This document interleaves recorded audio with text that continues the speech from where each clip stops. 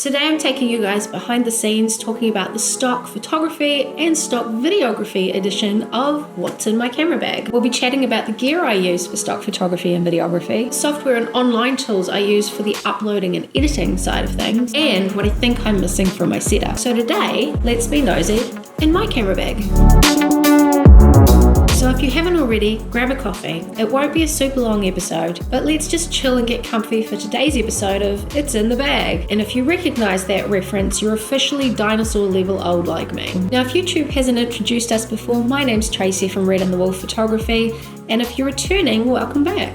Now, as you can see, I have lots of photography bits and pieces I've collected over the years, but not all of them are necessary or useful specifically for the stock photography that I do. So I'll get into my personal essentials first, and some extras I occasionally use, and we'll finish up with my Dear Santa wish list. So obviously a camera is the first and most important place to start. The first camera we bought about 6 years ago was a Canon 600D, also known as a Rebel T3i in some parts of the world, which personally I think is a way cooler name. I haven't played with a lot of other cameras from a lot of other brands, but I'm really happy with Canon, so I've just carried on upgrading through their catalogue. I think when it comes to professional level cameras, it's a really personal choice what you choose. There's a lot of people out there that'll say this brand is better than that brand, but honestly I think that can create too much of the analysis paralysis for most people. Most of the high level cameras, whether you're talking Nikon or Sony or Canon or Fuji, are all just exceptional when you get to the top of that range. And unless you're a seasoned professional from using so many cameras over your career, I think you really just need to buy the one you like. What feels good to you? What makes you excited when you hold it? And does it have all of the bells and the whistles and the lenses that you want to be able to photograph with? I, obviously, have a Canon 5D Mark IV, which for those who don't know is a pro level camera. I bought it knowing that I wanted to step into photography as a career, and it's such a great all-round camera for photography and videography. And whatever path I choose to go down, I know it'll be versatile enough to go there with me, whether that's lifestyle branding or wedding photography or portraiture or just stock photography. Now, there were 5 really important reasons that I wanted this specific camera, and they all lend themselves well to stock photography and or videography. Number 1, it has a dual card slot. So when you open it, you can see I have one card here and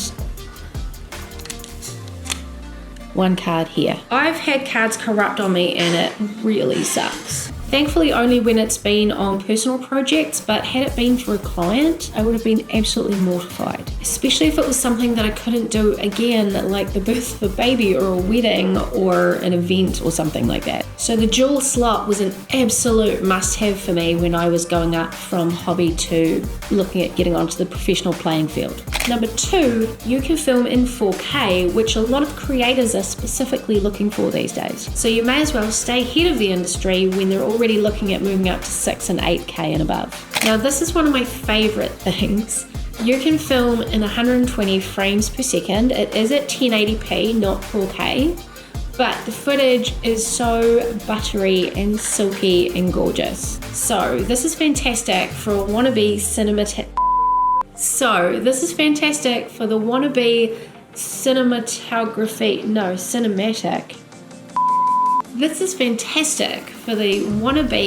cinematic YouTuber in me, but from a stock perspective, that allows for slow motion, which again, a lot of creators are looking for. Number 4, it's full frame. So hang on a second. If we take the lens off, that is full 35mm goodness in there.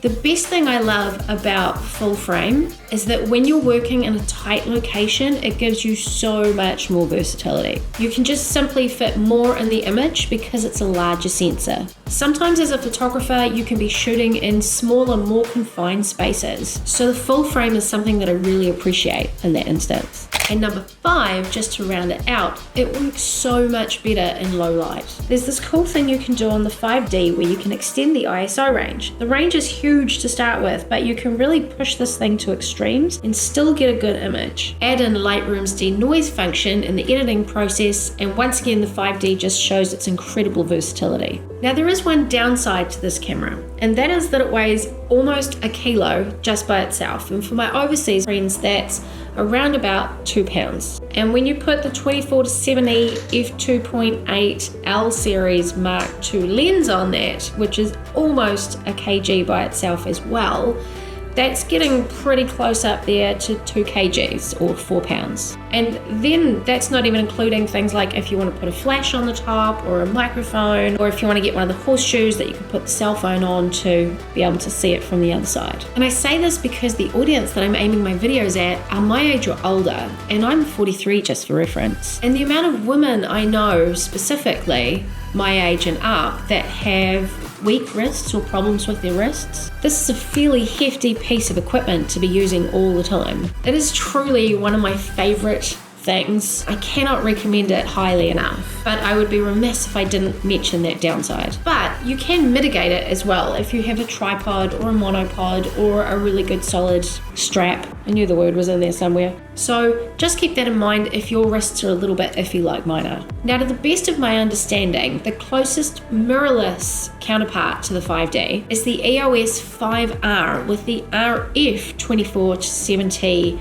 L series lens, which I thought would actually be lighter, but then when I looked it up, it's actually about the same weight. So if you're leaning towards wanting to go mirrorless instead of DSLR, this, to the best of my knowledge, is the most comparable camera. There's a part of me that's kind of keen to try mirrorless, but there's just something about the mechanical sounds and the ability to look through the viewfinder if I want to, that I don't think I'll ever go across to mirrorless. But hey, doesn't mean we can't be friends. And just as a quick aside on this, before I finish up this section, most of the stock images I have up to this point were taken on my older Canon 80D from before I upgraded. So I don't want to say that it's not possible to use a lower level camera, simply that you have fewer restrictions on the 5D, which was something that was really important to me when I bought it. Right. This is the 24-70, and this was a must-have for me to buy when I got the 5D. And the beauty of life through this lens is just inspiring. Now, the funny thing about this setup is that I actually really enjoy adding grain and texture to my images in my own personal photography. But I have so much flexibility with this lens when I get a super clear capture to start with. And dealing with stock photography, that allows the end client to have more flexibility in the way that it's used. And then we have our nifty 50, this cute little baby right here. One thing I do love about the 50mm, aside from its gorgeous bokeh,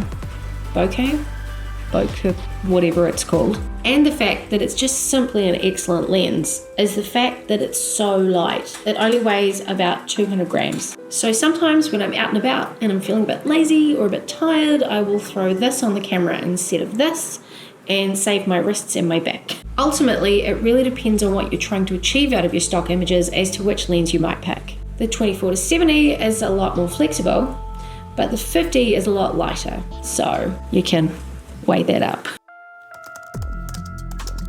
Obviously, your camera's not going to work without batteries and cards. Now, in my old camera, I used to be able to get away with non-brand batteries, but for my 5D, I only use Canon batteries. The camera was such a huge investment, I am absolutely staying on brand. I think I read somewhere that you can't claim against your warranty if you use batteries that aren't the Canon brand, but I could be wrong. So do your research on that if you're debating whether or not to get Canon brand or to just get some cheaper ones. Also, random tip, if I leave the batteries in my 80D, they're fine. The next time I pick up my camera, good to go. Can leave it for months and I pick up the camera, good to go. If I leave my batteries in my 5D, the next time I go to use it, if it's been a couple of days, the battery is either at almost zero or non-existent. And I feel like I did know the answer to this at one point in time, but I'm old and I can't remember now. So if anybody else remembers, leave it in the comments so that we can all learn. Also, if you're thinking about batteries and you're wondering if you should get the LPE6N or the LPE6NH, the NH has a longer battery life, but it is more expensive. So if battery life is more important and you're going to be away from a power source and you want a longer battery, then the NH is probably your better option. But if you're on a tighter budget, then the E6N, yes, is a cheaper option. And if you're mainly doing stuff at home, then you can buy just a couple of these and keep popping them on the charger and going through them. So that's not a problem. I do that all the time. And also, speaking of charging, you'll need a charger. And last on the essentials list is the cards. So I have SanDisk Extreme Pro for both of my cards, for both my SD card and my CF card, which stands for compact flash card, which are used in a lot of the higher end cameras like the 5D. The reason I got these is that capturing photos in burst mode is really important to me, as is capturing video, so that's why I needed cards that captured quickly. And the Pro version of these cards apparently captures quicker than the Extreme version of these cards. And that's where the price difference comes in, because it's not just about the capacity, it's about capture and download speeds and whether or not it's better suited for photos or videos or both. And speaking of cards, you'll need a card reader of some description too. I'll make up a PDF download so I can explain things in a little bit more detail. Plus I'll add in a few other little bits and pieces that make my job just a bit easier. So make sure you check the description for that and go download it. Also, lighting can be an entire video unto itself, so I'll pop details of what I currently have in the PDF too. When it comes to editing, I use Adobe Lightroom. I like the classic desktop version and I use that for all of my editing, but I know a lot of photographers that use Photoshop. I personally think that Lightroom is easier to use, especially if you're new to editing, because you're just dealing with the photo. You're not altering it and putting in layers and like in Photoshop. And when I'm trying to manage all of my stock photography and videography, I use a platform called Trello, which I will be going into in an upcoming video. So as much as I love my setup, there's still a few things that I'm missing that I'd like to get. One of the first things that I'd like to get is a new tripod. And with the tripod, I want to get the clip-in connection for my Peak Design clip. Now this clip is fantastic because it allows me to slip the entire camera on and off my belt as and when I'm using it. So if I want to slip it down and then take my jumper off, or I want to pop it down and alter something that I'm doing, I can physically have this on me at all points in time. The only problem is, if I want to take this and use it somewhere and then come back and pop it on a tripod, I have to use a little screw and undo it, take this whole plate off, and then put the screw on for the tripod. So that gets a little bit tedious if you're going to be needing to use it all over the place. The Manfrotto tripod I currently have my camera set up on is rated to about 1.5 kgs, and it's an excellent tripod. I'll start by saying that. But my 5D with the 24-70 lens on it is almost 2 kgs, and I notice, especially when I slip it into portrait mode, it tends to do that and wobble a little bit, and that's not very good when I'm trying to keep it at the exact same place, especially if you're doing things like portraits and you have people coming in and out of the shot. You need your camera to be able to stay in the exact same place that you leave it. Not to mention that because it's 2 kgs, it is heavier than what's recommended for the tripod, and I feel quite happy with my 80D on this tripod, but as soon as I put this on it, I really feel that it's just not quite strong enough for holding up this very expensive piece of equipment. So I will be upgrading to a tripod, probably another Manfrotto one actually, that will hold the 2 kgs that this is. Another thing on my list is getting my own screen calibrator. I currently have access to an old Spider through my local camera club, which is really awesome and I'm grateful for it, but I really want to get one for myself because calibrating your computer screens is really important, especially if you're doing stock photography, so that what you see on your screen is the most accurate representation when it's being sent off to the clients. I think the thing that I'm most excited to get on my wish list is a mini DJI Pro 3, because drone shots are a totally new world and I would love one of these for both stock photos and videos, and let's be honest, also for cooler YouTube footage. I'd really love to get some cool color changing LED lights for times where I want to do studio work or light painting, or just bring different hues into otherwise normal photos. They're small and compact and run on batteries, and they fit nicely into your camera bag, and it just gives a few more creative options. That's a quick behind the scenes of the main parts of my stock photography setup. So now that my coffee's gone cold, I'm gonna go make that PDF for you. Make sure you check it out in the description, and I'll see you next time.